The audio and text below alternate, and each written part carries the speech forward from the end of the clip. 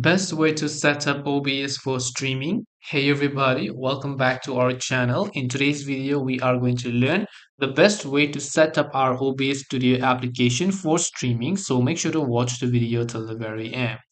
So if you would like to set up your OBS Studio app for streaming, there are a couple of settings that you might want to customize. The very first is the video quality of your webcam or maybe your game. So first of all, you can simply go to settings over here. Once you go to settings, you can go to output, and here you can see video bitrate is set to 2500, audio bitrate is set to 160, video encoder is set to here, encoder preset is set to PSP5 slow good quality. You can see slowest, which is the best quality that's going to offer to you.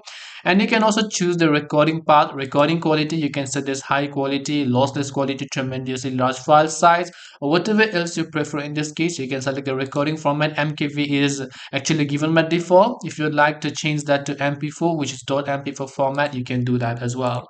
Now, other than that, if you want to customize your webcam, of course, you can just go to filters tab here. You should be able to see a list of filters that you can use for your webcam. You can right click on it and choose to transform horizontally or whatever else you prefer. If you'd like to stream to your Twitch, you have to connect your OBS to Twitch by simply going to Files, Settings, then from here simply going to Stream, selecting the option called Twitch, and then selecting Connect Account, and then once done, you'll have successfully set up your OBS Studio for streaming.